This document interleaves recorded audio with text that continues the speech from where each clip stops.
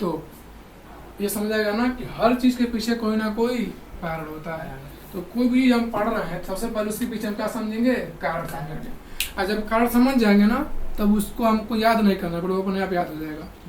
जैसे formula clear, जैसे ही किसी देश की इकोनॉमिक चेंज होगी उस देश का रिलीजन क्या हो जाएगा, चेंज हो जाएगा। समझाएगा ना। क्योंकि देखो यहाँ पर भी देखो वैदिक काल से क्या आ गया, बुद्धिज्म आया कि नहीं आया। क्यों क्या हो गए, पैस्टोरल इकोनॉमिक्स क्या हो गया, एग्रीकल्चर इकोनॉमी आ गया। समझा गई बात। अब ये जब आके पढ़ोगे एग्रीकल्चर से क्या आ गया, एलपीजी आ गया मॉडर्न टाइम में, है कि नहीं आया। अब इकोनॉमिक चेंज हुई कि नहीं हुई है ना, तो रिलीजन भी चेंज होगा कि नहीं होगा। बुद्धिज्म से क्या आ गया, हिंदुइज्म आ गया, हिंदुइज्म मुस्लिम। समझ में आई। जैसे ही इकोनॉमिक चेंज होगी हर सभी देशों को लगेगा, वैसे ही क्या होगा, रिलीजन अपने आप चेंज हो जाएगा। जब जब इकोनॉमी में कमी होगी, ये ध्यान समझो, जब जब किसी देश की इकोनॉमी में कमी होगी, ध्यान देखना, जब जब इकोनॉमी क्या होगी, कमजोर होगी, तब नए बाबा का उदय होगा, गुरु का उदय होगा। गुरु या पहले बाबा का होते हैं दोनों एक ही तरह से, मतलब पहचानना अलग अलग होता है। जैसे ही देखो ध्यान से, अब इसका एग्जाम्पल क्या है, इकोनॉमी जैसे ही डिक्रीज करेगी बाबाओं की संख्या बढ़ जाएगी, नए नए बाबा नए नए धर्म प्रेरक हो जाएंगे। जैसे जब उस समय में, जैसे जब वैदिक पीरियड में इकोनॉमी लो हुई थी, तब हुए थे बुद्ध, महावीर, हुए थे कि नहीं हुए थे, हुए थे ना। आता है समझ में। जब बुद्धिज्म कमजोर पड़ने लगा, यानी कि जब एग्रीकल्चर इकोनॉमी आया और बुद्धिज्म कम पड़ने लगा, तब एक नए धर्म का उदय हुआ। इसे क्या कहते हैं हम, जैन धर्म। क्या कहते हैं, जैन धर्म। समझ में आई। जैन लोग डालना यूट्यूब पर जैनिज्म, उसके बारे में कंप्लीट जानना। जैसे बुद्धिज्म एक धर्म है ना, वैसे क्या है, जैनिज्म भी क्या है, एक धर्म है। तो बुद्धिज्म में सबसे फेमस कौन है, गौतम बुद्ध। उसी तरह जैनिज्म में सबसे फेमस है महावीर। समझ आ गया ना। तो उनके बारे में डीपली पढ़ना, नहीं तो हम ही पढ़ाते हैं उसके बारे में। जब बुद्धिज्म कमजोर पड़ा तो क्या पैदा हो गया, नया धर्म, जैन धर्म पौधा। महावीर इसी में आते हैं। ये तो बुद्धिज्म बौद्ध धर्म का है। समझ आई बात। अब ध्यान से देखना, अब जैसे ही भारत में महाजनपद काल आया, यानी जैसे भारत में समझ लो आजादी के बाद जैसे जब एलपीजी आया, ध्यान देखो, कोई भी चीज़ जब शुरुआत में आती है ना तो यह सक्सेसफुल नहीं रहती है, ठीक है ना। कोई भी चीज़ जब शुरुआत में आती है तो वो थोड़ा डिसमैच हो जाती है, यानी सब लोग उसके आदत नहीं हो पाते हैं। अरे जब एलपीजी पहली बार आया तो 80% लोगों को समझ में नहीं आया। इसमें एक नए बाबा को उदय हुए, यानी नए धर्म को, जिसे कहते हैं हम जय गुरुदेव। क्या कहते हैं, जय गुरुदेव। इसका जन्म कब हुआ था, जब भारत में एलपीजी आया, उसके परिप्रेक्ष्य में जय गुरुदेव का जन्म हुआ। आप समझाएगा ना। और जो मॉडर्न टाइम देख रहे हो हम लोग का, उस समय तुम नाम सुने होगे ओशो का, तुम नाम सुनोगे आचार्य प्रशांत का, तुम नाम सुनोगे प्रेमानंद महाराज का। नए बाबा है कि नहीं है ना। इस समय कौन सी इकोनॉमी है, इस समय तुम्हारा आर्टिफिशियल इकोनॉमी, यानी कि इस समय मुख्य रूप से अर्थव्यवस्था का माध्यम कौन है, डिजिटल। समझाएगा ना। तो जब डिजिटल इकोनॉमी है तो डिजिटल भाव भी होंगे, सब डिजिटल पर आएंगे। ध्यान से अब इस सारी चीजों को देखकर क्या समझ में आता है कि जैसे जैसे इकोनॉमी चेंज हो रही है, धर्म भी चेंज हो रहा है कि नहीं हो रहा है। जैसे जैसे इकोनॉमी कमजोर पड़ रही है, वैसे वैसे यानी बाबाओं की संख्या, धर्मों की संख्या बढ़ रही नहीं बढ़ रही है, बढ़ रही है ना। इससे दिमाग में समझ में आता है, जब जब इकोनॉमी कमजोर पड़ेगी तब तब धर्म में नए धर्म उत्पन्न होंगे। अरे ठीक भी है, जब जब इकोनॉमी बदलेगी धर्म भी क्या हो जाएगा, बदल जाएगा। आप समझ में आई। इसको लिखो, ये बात समझ में आ गई पूरा। अब कुछ क्वेश्चन इसमें पूछना है तो पूछो। तो अब इसके हिसाब से हम समझेंगे कि बुद्धिज्म का उदय का कारण क्या हुआ था, ठीक है।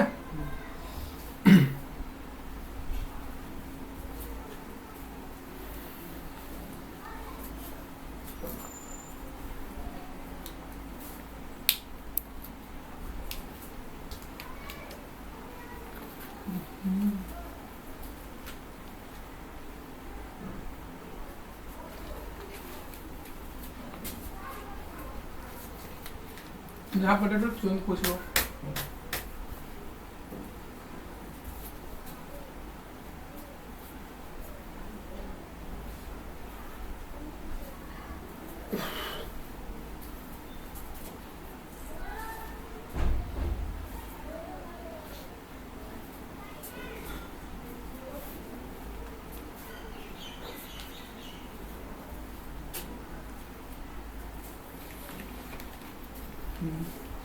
कंप्लीट। अब आगे देखते हैं।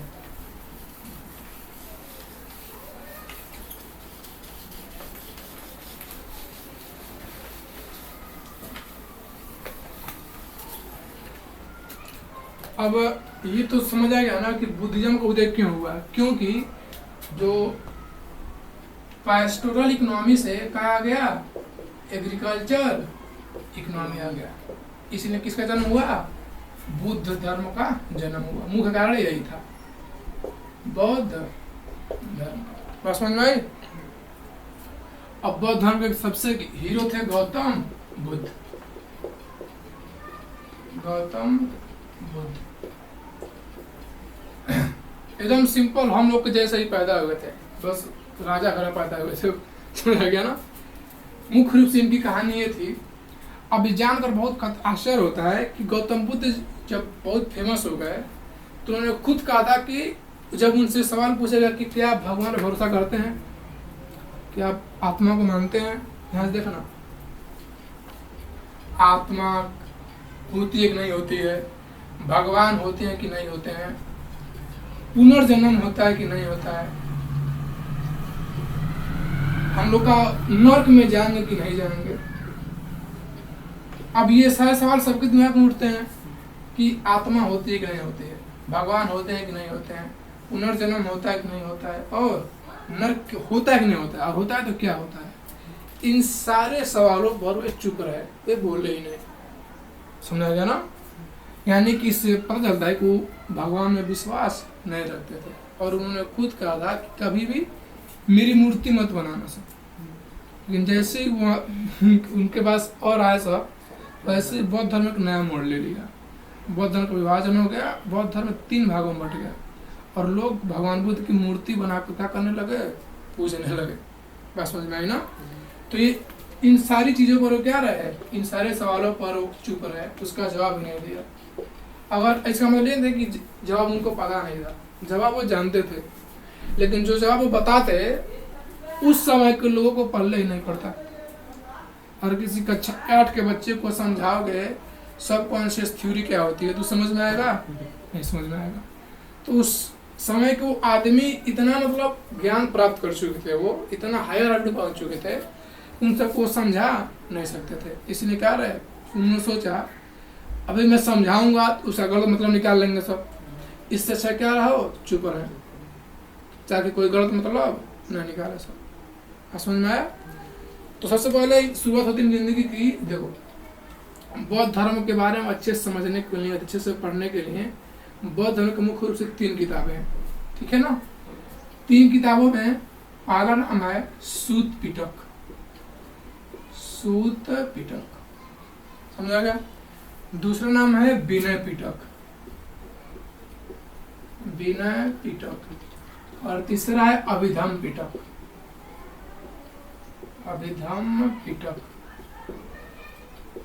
ये तीनों किताबों के नाम है, और ये तीनों किताबें हैं बौद्ध धर्म से संबंधित, यानी कि बौद्ध धर्म से संबंधित। बात समझ आएगा ना।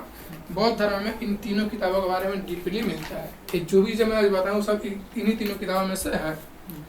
वो भी पढ़ा था इनके बारे में, तो सारी चीजें इसी में होती हैं। और एक है जातक कथा,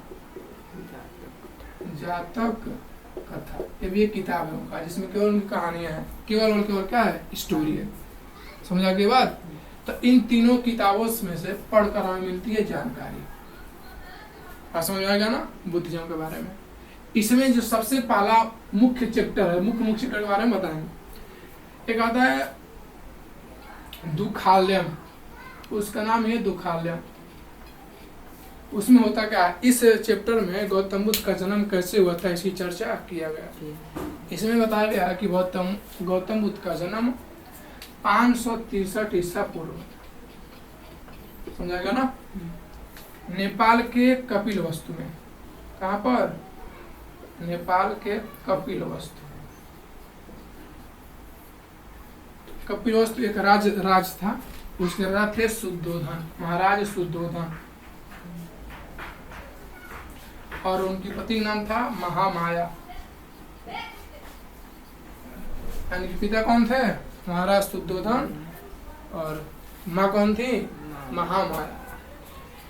इनकी मम्मी प्रेग्नेंट थी, इनका जन्म इनके राज्य में नहीं हुआ, ये जा रही थी अपने नैहर जा रहे थे, तो बीच में एक स्थान पड़ता है लुम्बिनी, समझा गया ना। वहीं पर इनकी माता को प्रसव पीड़ा होता है, वहीं पर इनका जन्म हुआ, ठीक है ना, लुम्बिनी नामक स्थान पे। इसीलिए अधिकतम बच्चों का रूप कहा जाता है, लुम्बिनी जाता है। सबसे पहली बात, हम लोग के देश के नज़दीक है। दूसरी बात, पासपोर्ट भी जाने लगता है। तीसरी बात, बहुत अच्छा है, इसलिए सभी लोग वहीं को लिया जाता है। बात समझ में आ गया ना। तो लुम्बिनी में इनका जन्म हुआ था। आज इनका बचपन का नाम था सिद्धार्थ। क्या नाम था? सिद्धार्थ इनका बचपन का नाम था। बात समझ आ गया ना। और इनका एक चचेरा भाई था, इसका नाम था देवदत्त। क्या नाम था? देवदत्त। बात समझ में आई? इतना होगा इनकी प्रारंभिक जीवन की जानकारी। अब हम आगे समझेंगे आखिर में इन्होंने सामान्य जीवन से, सबसे पहले देखेंगे कि आखिर में इनकी शादी कैसे हुई, कैसे मतलब सामाजिक जीवन से कैसे आध्यात्मिक जीवन की ओर बढ़े। तो समझाए ना, तो इतना होता है।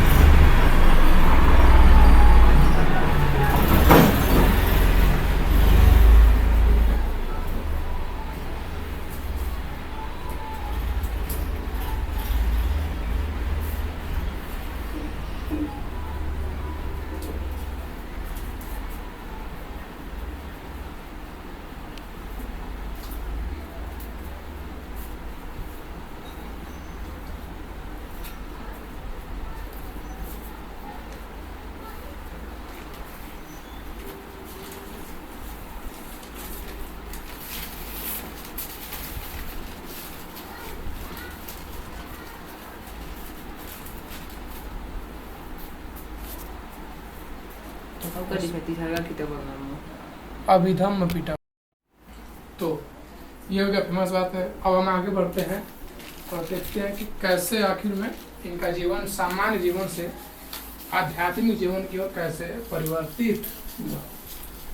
मुख्य रूप से बात ये आती है कि जब ये बहुत ही छोटे थे तो इनकी शादी करा दी जाती है लिच्छवी के एक बहुत ही सुंदर राजकुमारी के साथ। क्या हो जाती है? लिच्छवी नेपाल में ना। हाँ, लिच्छवी का बहुत ही खूबसूरत राजकुमारी थी, उन्हीं की शादी में क्या हो जाता है? शादी हो जाता है लिच्छवी की राजकुमारी, लिच्छवी की राजकुमारी। और इनकी जो लिच्छवी की राजकुमारी थी, इनसे एक बच्चा भी पैदा होता है जिसका नाम होता है राहुल। क्या नाम होता है?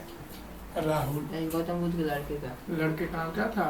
राहुल। उनका नाम नहीं किया जाता है ना, कुछ किए भी नहीं किए। समझ गया ना। अगर इनके बारे में अच्छे से पढ़ना हो तो एक पोयम है, माँ का एक कहानी।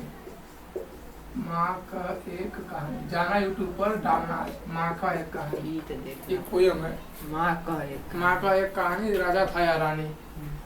बहुत अच्छा पोयम। हम लोग जब क्लास 5-6 में थे तो ये पोयम हम लोग बहुत पढ़ते थे, याद था पूरा, अब भूल गए।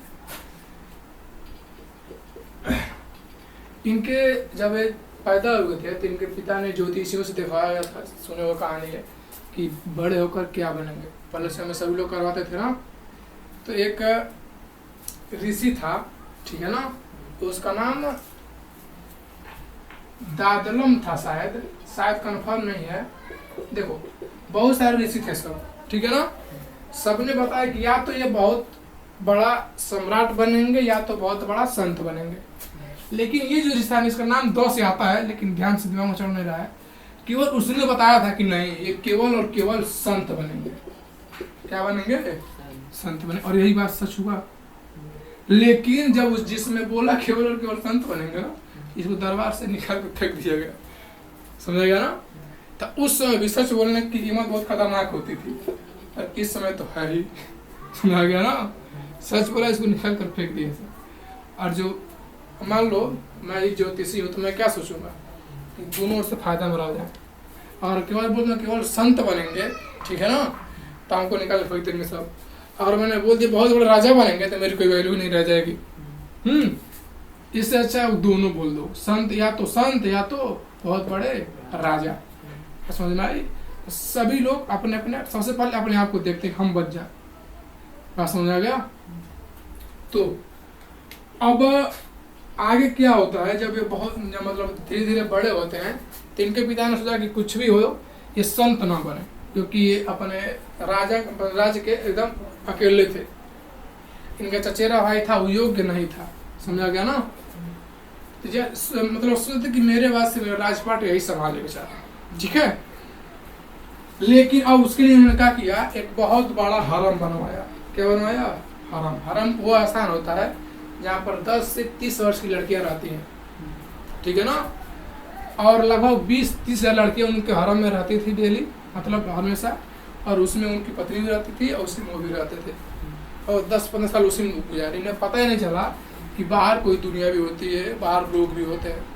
मतलब हरम से बाहर निकले ही नहीं, मतलब अपने राज्य से बाहर निकले ही नहीं थे कभी, ठीक है ना।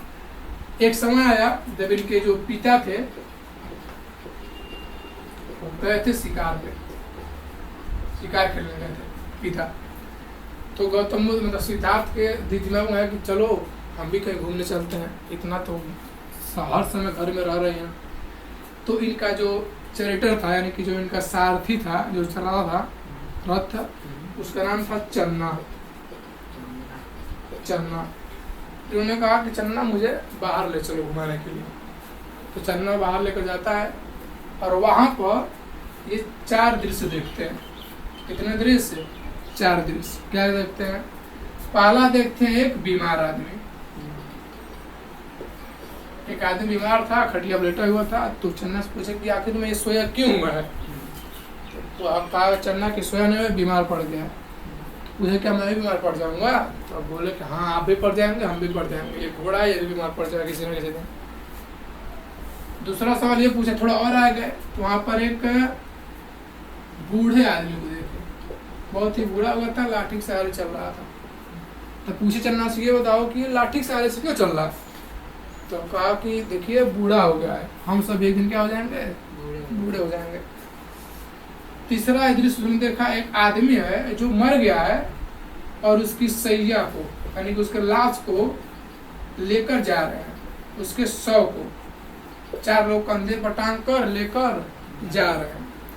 तो पूछता है चलना ये 4 आदमी की सवारी क्यों कर रहा है? हम लोग केवल एक आदमी की सवारी कर रहे हैं। कहा कि आदमी की सवारी नहीं कर रहा है, क्या उसका है? एक मर चुका है, जा रहा है, अब इसका अंतिम संस्कार होने जा रहा है। और चौथा दृश्य तुमने देखा है संत का। किसका? संत का, जो सारे दुनियादारी को छोड़ कर आराम से तपस्या कर रहा था, ठीक है। और उन्होंने कहा, तब उन्होंने पूछा कहता है ये संत इतना मौज में क्यों है? तो उन्होंने तब चन्ना ने बताया कि देखिए ये संत है भाई, ये तपस्या कर रहे हैं और ये बहुत ही खुश हैं। वहाँ से उनके दिमाग में संत बनने की जो इच्छा थी वो बहुत ही ज़्यादा बढ़ जाती है, समझ में। और इसके बाद से जब मात्र ये 29 साल के थे, ये अपना घर छोड़कर निकल जाते हैं, ठीक है ना। इनका लड़का ज़्यादा बड़ा नहीं हुआ रहता है, 29 साल की उम्र में घर निकल जाते हैं और लगभग ये 6 वर्ष तक तपस्या करते हैं, ठीक है ना।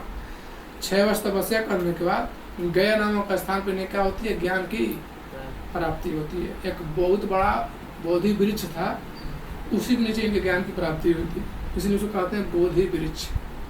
बात समझ में आ गई? तो पहले इसको लिख लो, बोधि वृक्ष के नीचे कहाँ है बोधि वृक्ष? बोधि वृक्ष अभी भी ये समय बिहार में है। गया भी कहाँ पर है? बिहार में। अच्छा, गया जी जाते हैं, घूमने जाते हैं। ऐसा कहते हैं कि वो वृक्ष अभी भी है, लेकिन इतना समय से कोई पेड़ रह सकता है, लेकिन मानते हैं लोग। बात समझ में आई? इसको पहले लिखो।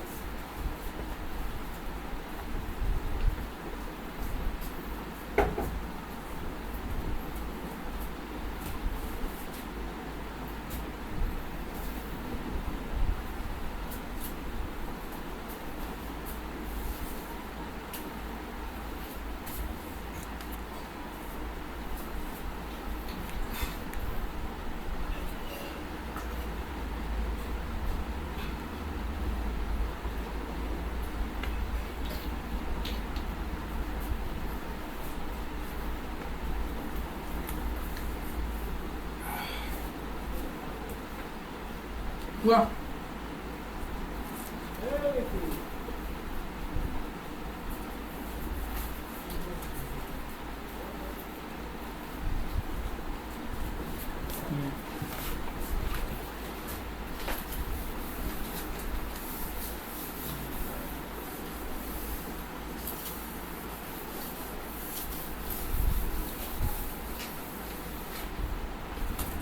यानी कि अब इन लोग ज्ञान की प्राप्ति हो चुकी है। अब ज्ञान की प्राप्ति हो चुकी है, ये उपदेश भी देंगे। तो इन्होंने 35 वर्ष की आयु में अपना पहला उपदेश दिया था सारनाथ नामक स्थान पे। कहाँ पर? सार नामक स्थान पे 5 शिष्यों को इन्होंने अपना पहला उपदेश दिया था। ठीक है ना।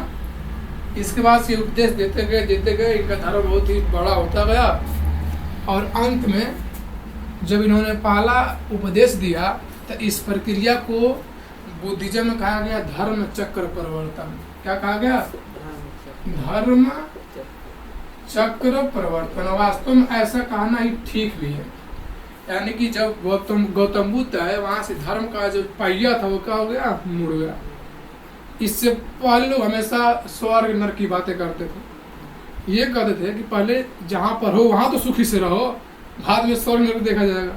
ठीक है ना। यानी कि यहाँ मतलब इनके उपदेशों से धर्म का पहिया क्या था वो बदल गया था। इसलिए इसको क्या कहते हैं? धर्म चक्र परिवर्तन। ऐसे ही वो ज्ञान देते गए और अंत में हम लोग के सबसे प्रिय कुशीनगर शहर, कुशीनगर स्थान पर इन्होंने अपना शरीर क्या कर दिया? त्याग दिया। क्या करने आए थे वहाँ? देखो, गौतम बुद्ध हर गांव में जा कर उपदेश देते थे। एक गांव में वो मुख्य रूप से 3 से 4 दिन रुकते थे बस, ताकि गांव, अब गौतम बुद्ध था तो उनके साथ हजारों शिष्य रहते थे। वो चाहते थे कि अगर मैं किसी गांव में हमेशा के लिए रुक जाऊंगा तो गांव के लोगों के ऊपर बहुत बोझ पड़ जाएगा। तो कोशिश कर रहे थे कि हर गांव में 3 से 4 दिन बस रुके।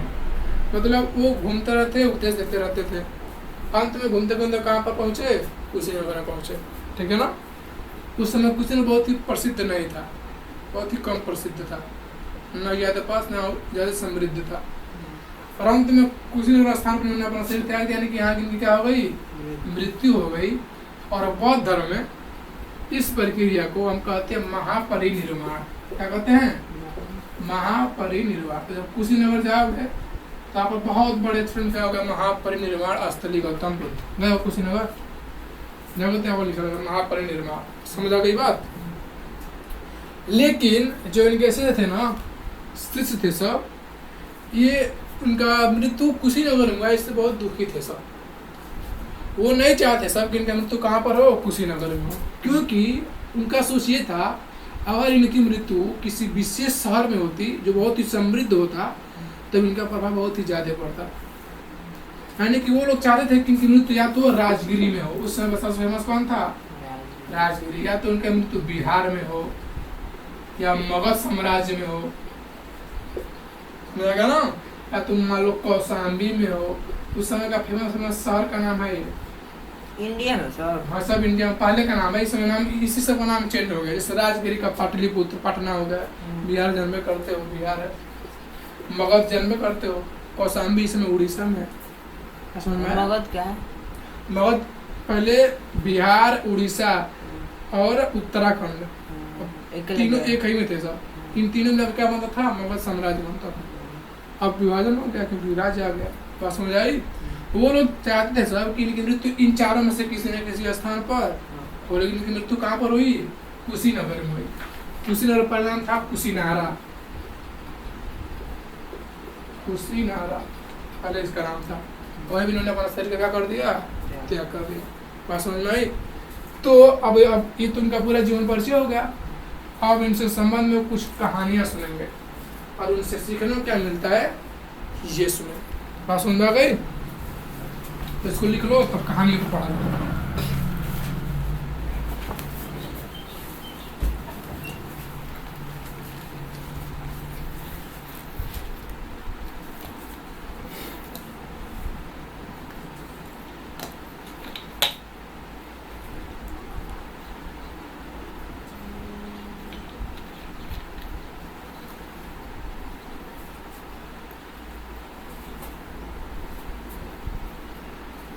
कार्य के महापरिनिर्वाण।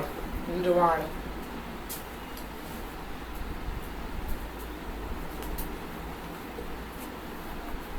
35 वर्ष के सारनाथ नामक स्थान में उन्होंने अपना उपदेश दिया था। उसके 5 वर्ष बाद नहीं, सारनाथ अपने 5 शिष्यों के सामने धर्मचक्र प्रवर्तन। और इस घटना को क्या कहते हैं हम? धर्मचक्र प्रवर्तन।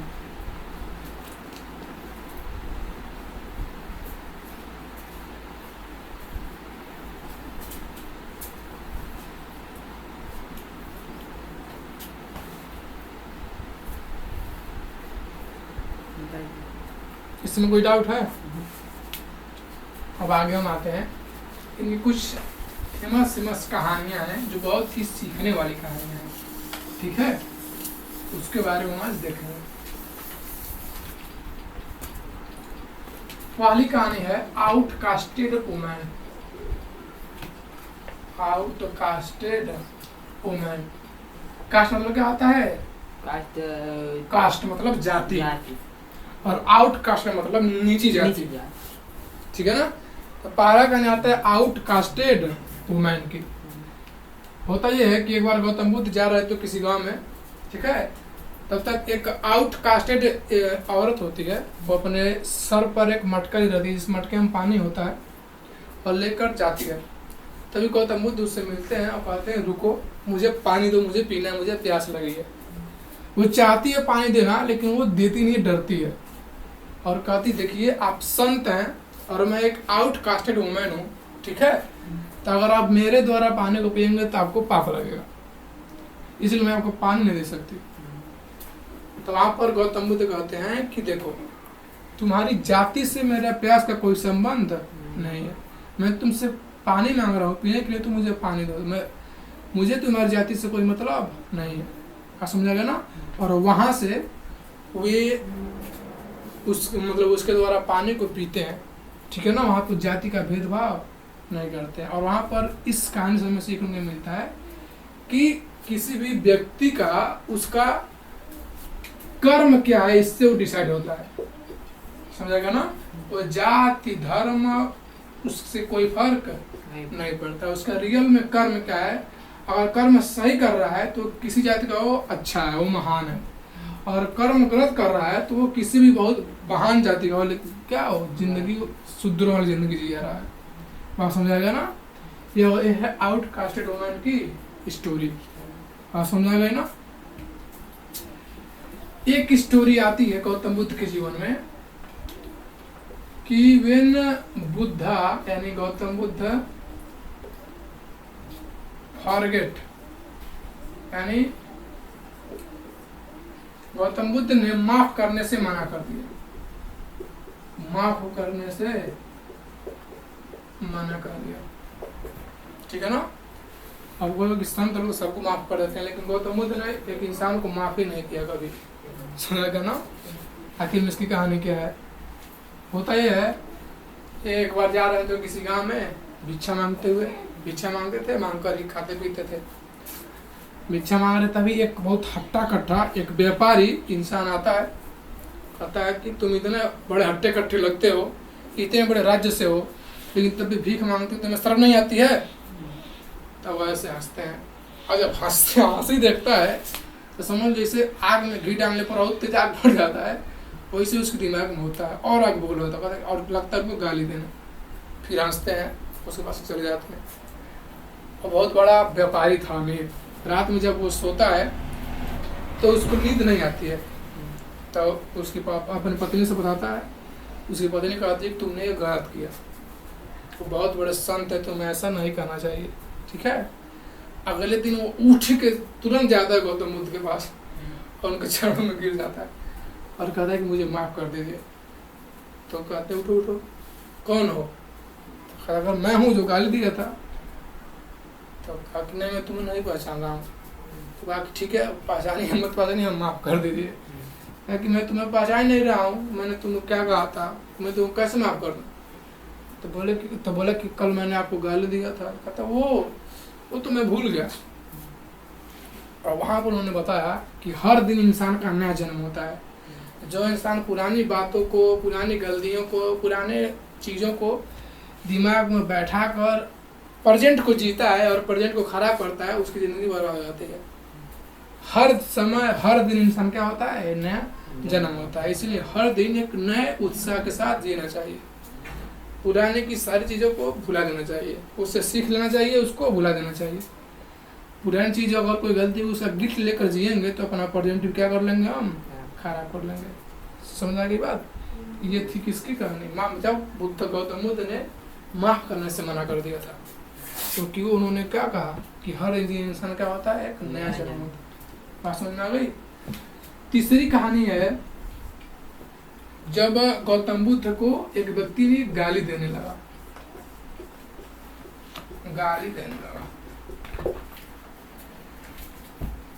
गौतम बुद्ध ने अपने जीवन में लगभग 80% समय घूम घा कर, मतलब घूम कर उपदेश देकर ही बिताया था, ठीक है ना। वैसे वो उपदेश देने जा रहे थे, तभी एक इंसान आता है और अचानक से लगता है उसको गाली देने, अचानक से। और गौतम बुद्ध हमेशा कुछ हुआ तब मुस्कुरा देते थे, कि जो मुस्कुराहट थी बहुत ही सिंसियर मुस्कुराहट थी। जब भी कुछ होता मुस्कुरा दिया। अब आया लगा अचानक से गाली देने, मुस्कुरा दिए, फिर गाली दिए, फिर मुस्कुरा दिए। अंत में गुस्सा कर उस आदमी ने गौतम बुद्ध के मुंह पर थूक दिया, समझा गया ना। और थूक को हाथ से हथेली से साफ करके चले गए हंस के। अगले दिन गया, पूछा कि मैंने आपको इतना भला बुरा कहा, आपको बुरा नहीं लगा? तो उन्होंने कहा कि देखो, अगर मान के चलो तुम मुझे कोई सामान दे रहे हो, ठीक है, और मैं उस सामान को स्वीकार नहीं कर रहा हूँ तो वो सामान किसका हुआ? तब बोला कि अगर मान लीजिए मैं सामान दे रहा हूँ, इस मान लो मैं मार्केट तुम्हें दे रहा हूँ, तुमने स्वीकार नहीं किया, दिमाग मेरा ही ना होगा। तो उसने कहा कि अगर मान लीजिए मैं कोई सामान दे रहा हूँ, आप स्वीकार नहीं करेंगे तो वो मेरा ही हो जाएगा, वो मुझे ही होगा। तो उन्होंने कहा ठीक वैसे ही जब तुमने मुझे गाली दिया तो मैंने उसको स्वीकार नहीं किया, इसलिए गाली तुम्हारा ही हो गया, तुम ही उस गाली को जियो, यानी तुमने खुद को गाली दिया। तब उसको समझ में आया कि अगर कोई इंसान इतना पॉजिटिव रहता है, उस कोई क्या कह रहा है, कितना गाली दे रहा है, क्या कह रहा है, उससे कोई फर्क नहीं पड़ता है, तब वो इंसान महानता को प्राप्त करता है। और उसके बाद उसका शिष्य बन गया उनका। समझ आ गया ना। तो देखते हो जितने भी संत, रियल संत होते हैं लोग ना, उनके पीछे पूरी दुनिया लग जाती है उनके विचार से प्रभावित होकर के। और इसी तरह कौन थे? गौतम बुद्ध थे। समझ आ गया ना। चौथी कहानी आती है एक वैश्या की, इसका नाम था अम्रपाली। क्या नाम था? अम्रपाली। होता यह है, एक वैश्या रहती है, बहुत ही सुंदर वैश्या। उस समय की सबसे खूबसूरत उस समय की वैश्या थी अम्रपाली, ठीक है ना। तो उस राज्य में ये रहती थी, आराम से लोग इसके पास आते, सोते, पैसे देते थे, चले जाते थे। इसने एक बार गौतम बुद्ध को इनवाइट किया कि आइए मेरे घर पर रहिए, खाना वाना खाकर चले जाइएगा। तो गौतम बुद्ध ने कहा ठीक है भैया, आ जाएंगे। अब जब इनके शिष्यों ने सुना कि गौतम बुद्ध अम्रपाली के घर अकेले क्यों जाएंगे, आ गया ना। उनके शिष्यों ने कहा कभी इनका जितना ये पवित्रता था, ये सब क्या हो गया है, नष्ट हो चुका है भैया। धर्म के रास्ते को छोड़ चुके हो, ठीक आदमी नहीं रहे। उन्होंने किसी पर ध्यान नहीं दिया। वो अम्रपाली के साथ गए, रात में भोजन किए, आराम से भोजन कराई, एक बेड पर वो सोए, एक बेड पर वो सोए। सुबह अब सब लोग उसे घर के सामने खड़े थे सुबह, कि हम देखेंगे कि जब ये गौतम बुद्ध निकलते हैं बाहर तो उनकी स्थिति क्या होती है। समझा गया ना। पूरा गांव के लोग अम्रपाली के गेट के सामने खड़ा हो गए थे। समझा गया ना। अब जब गौतम बुद्ध निकलते हैं, देखते हैं गौतम बुद्ध अपने गेरुआ वस्त्र में और अम्रपाली अपना पूरा बाल उल सेव करके वो भी गेरुआ वस्त्र धारण कर लिए, और दोनों लोग बाहर निकल रहे हैं। और दोनों लोग अचंभित हो जाते हैं। तो उन्होंने कहा, गौतम बुद्ध ने उस समय कहा कि देखो, शक एक इंसान की ला इलाज बीमारी है। उन सब ने गौतम बुद्ध पर शक किया था। और जो इंसान हर बात पर शक करता रहता है, उसकी जिंदगी वैसे ही पशु जैसी होती है, हमेशा परेशान रहता है। दूसरा बात उन्होंने बताया कि माय प्यूरिफिकेशन यानी कि जो मेरी पवित्रता थी इसकी गंदगी से बहुत ज़्यादा थी, यानी मेरे पवित्रता का लेवल इतना हाई था इसकी गंदगी से मुझे कोई फर्क ही नहीं पड़ा, और मैंने अपनी पवित्रता से इसको पवित्र बना दिया। समझा गया ना? तो ठीक था, समझा गया ना? उसके बाद हमारे भाई क्या बन गई, शिष्या बन गई। बात समझ में आई? ये थी कुछ फेमस कहानी गौतम बुद्ध। समझा गया ना? ऐसी बहुत सारी कहानियाँ, बहुत मजा आता है पढ़ के। गो यूट्यूब पर अगर इनकी कहानियाँ बहुत ज़्यादा पढ़ना हो ना तो बस डालना जातक कथा, और जातक कथा ऐसे ही बताएगा ब्रो, हाँ कहानी है कितना है। हाँ, जातक कथा हम उसको कहानी वैसे बताते हैं, बहुत मजा आता है सुनने में। समझ गया ना? और बहुत कुछ सीखने को मिलता है। बात समझ में आई? इसको उतार लो, कीवर्ड उतार लो, याद करने में आसानी रहेगी।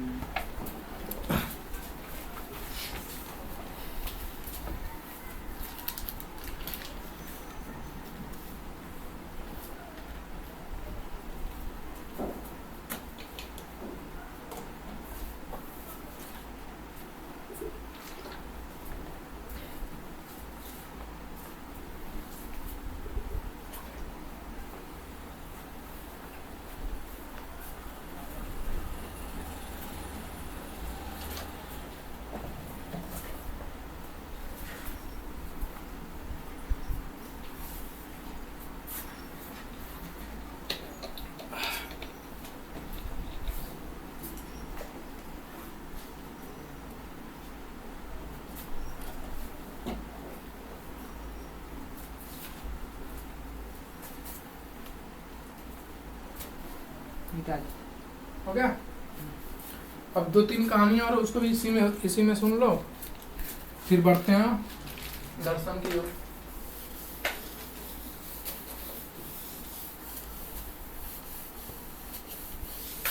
और अगर मान लो ऐसा हो तो एक गौतम बुद्ध की थोड़ी छोटी सी मूर्ति बना लो घर पे और अपने इसी रूम में रख लो। एक बहुत अच्छा लगता है उससे, हम भी मंगाएंगे। समझ आई बात? अगली कहानी आती है सर्चिंग फॉर हैप्पीनेस। इसको तो तुम लोग पढ़े होगे, सर्चिंग फॉर नहीं पढ़े, क्या बताएं, हैप्पीनेस नहीं था कहीं तो। कौन चैप्टर में था इंग्लिश का? है, आगे पढ़ोगे सब चेंज हो गया होगा। सर्चिंग फॉर हैप्पीनेस में होता क्या है, एक स्त्री रहती है, ठीक है, इसका लड़का मर गया रहता है, वो लड़की रोते होते आती है वो गौतम बुद्ध के पास ना, कहती है कि मेरा बेटा मर गया, मेरे संसार में अब कोई नहीं है, मेरे बेटे को जिंदा कर दीजिए। तो उन्होंने कहा कि ठीक है, मैं तुम्हारे बेटे को जिंदा कर दूंगा, लेकिन तुम एक काम करो, तुम जाओ और किसी ऐसे घर से चावल लेके आना है, बस एक मुट्ठी। बहुत खुश आती है कि चावल लाएंगे, मेरे बेटे को जिंदा करने की कितना खुशी की बात है। तो कहे कि देखो, जाओ अपने इस पूरे राज्य में, ठीक है, जिसके घर अभी तक कोई मरा ना हो उसके घर से तुम एक मुट्ठी चावल लेते आओ, तुम ला दोगी तो मैं तुम्हारे बेटे को जिंदा कर दूंगा एकदम एट वंस। वो खुश जाती है, जाती है दौड़ते दौड़ते, जाती है सबसे पहले अपने पड़ोसी घर में कि एक मुट्ठी चावल दे दो। तो चावल दे देते हैं सब। तो पूछती क्या तुम्हारे घर में कोई मरा है? तो कहती है हाँ, मेरे तो बाबा थे, मर गए। फिर से कैसे कई घर में जाती है और सारे घर को छान मारती है, आप सुन पाती है कि सबके घर में कोई ना कोई कभी ना कभी मरा हुआ था। अंत में समझ जाती है कि इंसान पैदा हुआ है तो उसको मरना है ही। और जब जाती है तो कहती है कि जो समझना था मैं समझ गई समझा गया ना, और उससे मुझे खुशी नहीं मिलेगी। बात समझा गया ना? इसी से मुझे एक और कहानी आती है। एक आदमी था, ठीक है, वो कहा कि देखिए मैं बहुत मेहनत करता हूँ, बहुत कुछ करता हूँ, बहुत कुछ भी गलत नहीं करता हूँ, लेकिन तब भी मैं खुश नहीं रहता हूँ, मुझे खुशी चाहिए, आंतरिक खुशी चाहिए। कहते हैं कि ठीक है, जाओ तुम किसी ऐसे इंसान को खोज कर लाओ जो तुमसे जो बहुत जिसको कोई दुख ना हो, कोई डर ना हो, जो केवल खुश हो। जाओ तुम एक ऐसे इंसान खोज करा दो, मैं तुम्हारी जिंदगी सारे दुख को खत्म कर दूंगा। तो खुश हो गया, वाह, शार्ट काट मिल गया। और आता है किसान, वो जाता है जमींदार के पास। किसान है तो जमीन बोएगा, जमीन का मालिक जमींदार होता है। वो जमींदार के पास गया, काफी देखो तुम बहुत खुश रहते होगे, तुम्हारे पास इतना जमीन है, तुम्हारे पास खाने पीने को, तुम्हारे बाल बच्चे हैं। कहा कि देखो दिमाग मत खराब करो, जाओ जाओ, मैं एक जमींदार हूँ और मुझे दुख और डर इस बात का रहता है कि क्या पता कब वो मंत्री मेरे बारे में कुछ भला बुरा कह दे और कब मेरी जमींदारी छीनवा ले, इसकी कोई गारंटी नहीं है। यानी कि मैं पूरी तरह से खुश नहीं हूँ।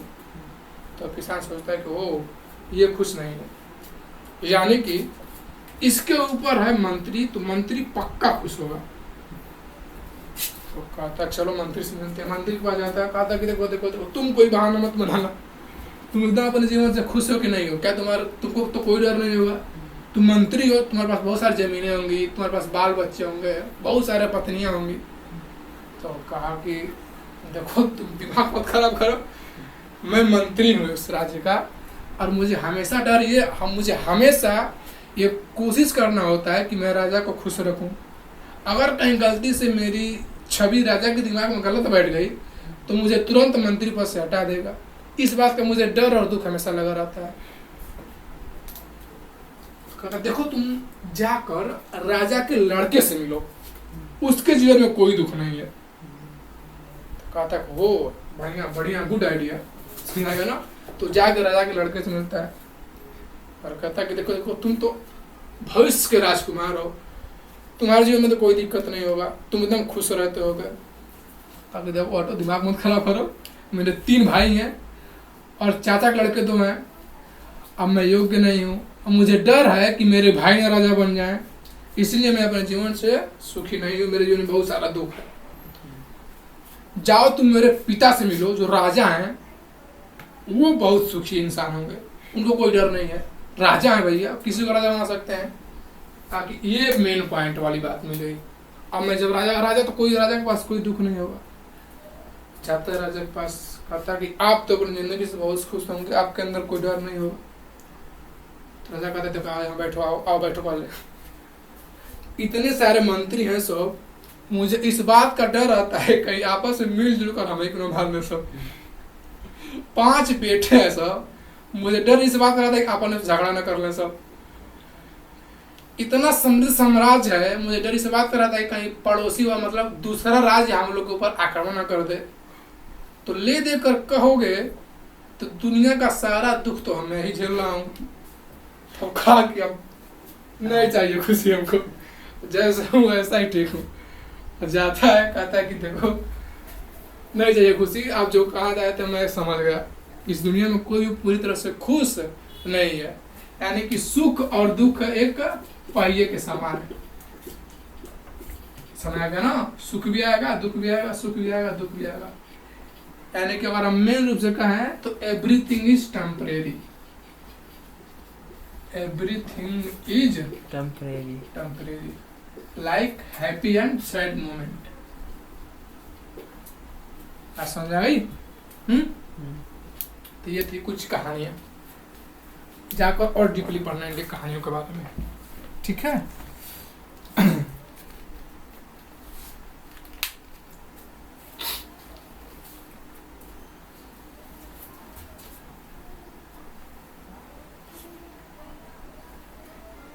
चलो अब हम पढ़ेंगे। अब तो गौतम बुद्ध के बारे में कुछ और जानना है तो बता दो, और बता दूं, नहीं तो कोई डाउट है इसमें गौतम बुद्ध के जीवन के बारे में? चलो अब हम पढ़ते हैं कि गौतम बुद्ध की फिलॉसफी क्या थी, यानी बुद्धिज्म यानी कि बौद्ध दर्शन का फिलॉसफी क्या। बहुत ही इजी है, थोड़ा सा टफ है लेकिन हम इजी करके बता देंगे, ध्यान से देखो। जो बुद्धिज्म था, बौद्ध दर्शन से पहले एक दर्शन था जिसका नाम था चार्वाक दर्शन। क्या नाम था? चार्वाक दर्शन। और इसके बाद क्या आ गया? बौद्ध दर्शन। बौद्ध दर्शन बहुत ही सिंपल सी चीज है, इसे तुम इससे लिख सकते हो। मतलब अगर आता है कि बुद्ध धर्म पर टिप्पणी कीजिए, लिख सकते हो। क्या सीखने को मिलता? आखिर में इसका नाम तो कभी सुने नहीं होगे, चार्वाक दर्शन का। जैसे बौद्ध दर्शन है वैसे भी क्या था? चार्वाक दर्शन था, ठीक है ना। इसमें आखिर में कहा गया, इसमें कहा गया कि इहलोकवादी, कि जो भी होना है जो भी कुछ इंसान करता है वो इसी लोक में होता है, परलोक होता ही नहीं है, स्वर्ग नरक होता ही नहीं है, इससे बाहर कुछ होता ही नहीं। इसे कहते इहलोकवादी। यानी कि जो भी होना है, जो भी इंसान करता है वो इसी लोक में करता है, इसके अलावा कोई दूसरा लोक नहीं है। इसीलिए कि जो भी तुम लोग अनुष्ठान करते हो धर्म के नाम पर, पूजा पाठ कर्म कांड, ये सब नहीं करना चाहिए, बहुत ही गलत है। इसमें बहुत पैसा खर्च होता है। ये इस दर्शन की विशेषता है। आप समझ में आई? इससे अच्छा है तुम यथार्थवाद की जिंदगी जियो। किसकी जिंदगी? यथार्थवाद की। यानी कि जो जैसा है उसको वैसा ही देखो। जैसे धर्म अनुष्ठान कर्मकांड मत लगाओ। आप समझेगा ना? जो जैसा है उसको क्या देखो, वैसा ही देखो। और जितना हो सके उतना तुम क्या करो, उपभोग करो। यानी कि जितना हो सकता है इंसान उतना उपभोग करे, इसमें कोई गलत बात नहीं है। ये कौन था? चारवाक दर्शन की विशेषता थी। पहला क्या थी? ये लोकवादी, जो भी होना है इसी लोक में होगा। दूसरा क्या है? अनुष्ठान इसी लोक में। जब सब कुछ इसी लोक में होना है तो पूजा पाठ क्रियाक्रम अनुष्ठान करने से कोई फायदा नहीं। फायदा अगर इससे कोई फायदा नहीं है तो हम लोग क्या करें? तो हम लोग यथार्थवाद में जिए। यानी कि जो जैसा है उसको वैसा ही देखें, और जो जैसा है उसको जब हम वैसा ही देखेंगे तो हम चीजों को चाहेंगे उपभोग करना, कि जो भी मुझे मिला उसका उपयोग कर लूं। ये हो गया तुम्हारा चारवाक दर्शन की 4 विशेषताएं। ठीक है ना? अब इसी के सापेक्ष में हम पढ़ेंगे कि बौद्ध धर्म की क्या क्या विशेषता थी। तो उससे पहले सबसे पहले हम क्या करते हैं, पहले इसको क्लियरली समझ लेते हैं। देखो, हुआ ये था कि चारवाक दर्शन के बाद में क्या था? बौद्ध दर्शन है। तो पहले हम क्या करते हैं, चारवाक दर्शन का प्लस पॉइंट क्या था और माइनस पॉइंट क्या था समझ लेते हैं, फिर हम बौद्ध धर्म का प्लस पॉइंट माइनस पॉइंट समझ लेंगे। ठीक है ना? तो ये हो गया तुम्हारा प्लस पॉइंट, और यहाँ पर हम पढ़ लेते हैं इसी का माइनस पॉइंट, तो अच्छा रहेगा। ठीक है? Minus point. ठीक है? अब देखो क्या कहा, ये जो बात कह दी चारवाक दर्शन, ये तो इसका प्लस पॉइंट था कि ये होता है। अब हर चीज कुछ प्लस पॉइंट कुछ माइनस पॉइंट होता है। इसका माइनस पॉइंट क्या होता है, ध्यान से देखना, बहुत ही दिमाग लगा करके। चारवाक दर्शन कहता है कि इंसान जितना उपभोग करना चाहे कर सकता है, इसमें कोई गलत बात नहीं है, इसमें कोई गलत बात नहीं है, उसको पापों को नहीं लगेगा। अब ध्यान से देखो, जब कोई भी इंसान किसी चीज को बहुत ज्यादा उपभोग करने लगता है, उपयोग करने लगता है, तो उसके अंदर से सेंसिटिविटी खत्म हो जाती है। यानी कि उसके अंदर से जो संवेदनशीलता होती है वो खत्म हो जाती है। अब ये क्या होती है संवेदनशीलता? जैसे मान लो मेरे पास 1 करोड़ पैसा आ गया, अब मैं जो मन कर रहा है वो खा पी रहा हूँ, जो मन कर रहा है वो कर रहा हूँ, तो क्या मेरे सामने कोई गरीब लड़का आएगा तो मैं उसके ऊपर बहुत संवेदनशील होऊंगा, पैसे दूंगा जाओ, मेरे अंदर से संवेदनशीलता क्या हो जाएगी? खत्म हो जाएगी। आप समझ में आई? जब इंसान के पास बहुत सारी चीजें होती हैं उपभोग करने के लिए और उसका उपभोग करने लगता है तो उसके अंदर से संवेदनशीलता क्या होती है? खत्म हो जाती है। ये इस चारवाक दर्शन का माइनस पॉइंट है। आप समझ आ गया ना? कि हम चीजों को जितना उपयोग करेंगे उतना ही मेरा हमारे अंदर से सेंसिटिविटी क्या हो जाएगी? खत्म हो जाएगी। समझ आ गया ना? अब जब ये कह दिए कि उपभोग हम कर सकते हैं, अगर मान लो जिसके पास पैसा है वो तो उपभोग कर लेगा, और जिसके पास पैसा नहीं है, मान लो 10 लोग ऑर्केस्ट्रा शादी में लिखा रहे हैं, जो 11वां मान लो 10 लोग बहुत अमीर हैं, तो जो 11वां आदमी शादी करेगा तो पक्का वो काम करेगा नहीं करेगा, क्योंकि उसे क्या होगा, वो भी क्या करना चाहेगा? उपभोग करना चाहेगा। लेकिन उसके पास उतना पैसा है नहीं है ना, तो किसमें फंस जाएगा? डेब्ट ट्रैप में। किसमें फंस जाएगा? डेब्ट ट्रैप, यानी कि वो किसमें फंस जाएगा? कर्ज में फंस जाएगा, क्योंकि उसको समाज को दिखाना है ना मैं भी सही हूँ। कर्ज होता है इसका मतलब? हाँ, डेब्ट ट्रैप। समझ आ गया ना? कर्ज में डूब जाएगा बेचारा। समझ आई बात? अब जब कर्ज में डूब जाएगा तो उसकी हो जाएगी सब कुछ की जो सामाजिक जिम्मेदारी हो जाएगी ना, सामाजिक जिम्मेदारी, सामाजिक जिम्मेदारी उसकी बहुत ही कम हो जाएगी। जो समाज का एक नियम कानून होता है वो उस पर ध्यान नहीं देगा, और चाहेगा किसी भी तरीके से मैं पैसा कमा करके अपने कर्ज को चुका दूं, और कर्ज को चुकाने के लिए फिर से कर्ज लेगा, कर्ज लेते लेते मर जाएगा। समझा गया ना? अंत में क्या होगा, वो लगेगा क्राइम करने, वो लगेगा चोरी करने, वो लगेगा घूसखोरी करने। समझ में आई? अगर सभी लोग चारवाक जैसा को मानने लग जाएं तो ये तो सही बात है, सही चीज है, प्लस पॉइंट है, लेकिन इसके साथ क्या है, इसका माइनस पॉइंट भी है। यानी अगर ये होगा कंप्लीट तो ये भी हो सकता है। तो ये था प्लस पॉइंट और ये था माइनस पॉइंट। प्लस पॉइंट और बस प्लस बताने फिर से। इसमें एक और आता है, चारवाक दर्शन में उन्होंने कहा कि जो स्त्री है वो किसके बराबर होती है, वो स्त्री वस्तु के बराबर होती है। इसलिए अगर स्त्री वस्तु के बराबर है तो उसको भोग करने से कोई गलत चीज नहीं है, कोई गलत काम नहीं है, कोई पाप नहीं, हम स्त्री का भोग कर सकते हैं। ये इसका क्या था, माइनस पॉइंट था। चलो एक बार और देख लेते हैं। चारवाक दर्शन का प्लस पॉइंट क्या था, यानी कि प्लस पॉइंट में ये था, ये लोग कहते हैं कि जो भी होना है इसी लोक में होना है, ये लोकवादी। इंसान जो भी करता है इसी लोक में करता है, इसलिए जब जो भी होना है इसी लोक में करना है तो हम लोग अनुष्ठान करने में, धार्मिक कर्म कांड करने में बहुत ज्यादा पैसा खर्च होता है, ये हमें नहीं करना चाहिए, ये सही बात है। इसलिए हमें किसी भी चीज को वो जो जैसा है उसको वैसा ही देखना चाहिए।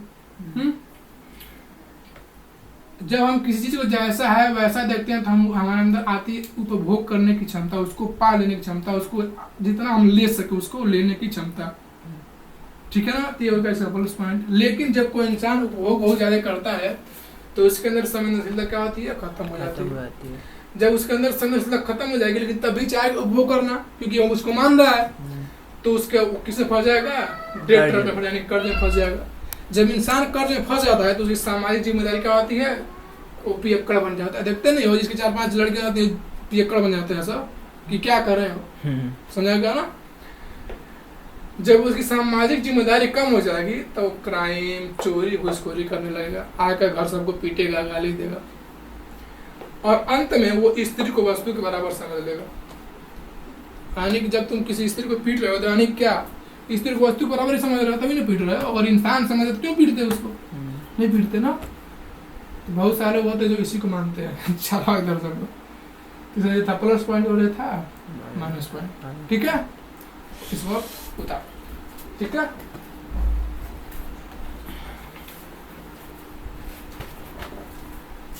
कब बज गया, तुम बाजार ही जाना। चलो आज तो हम यहीं रोकते हैं, 5 बजे हमको भी जाना है जिम करने।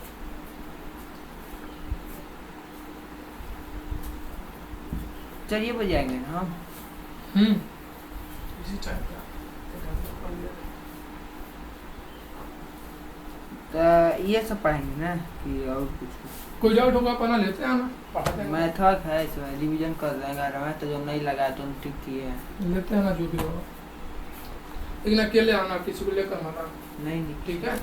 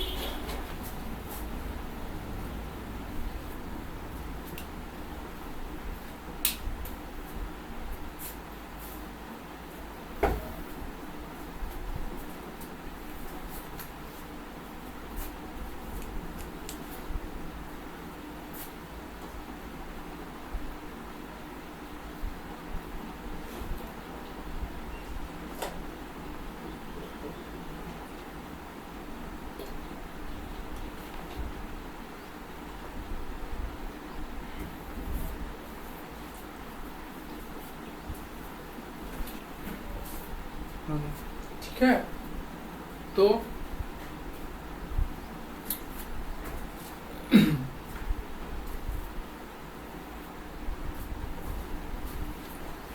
ठीक है ना।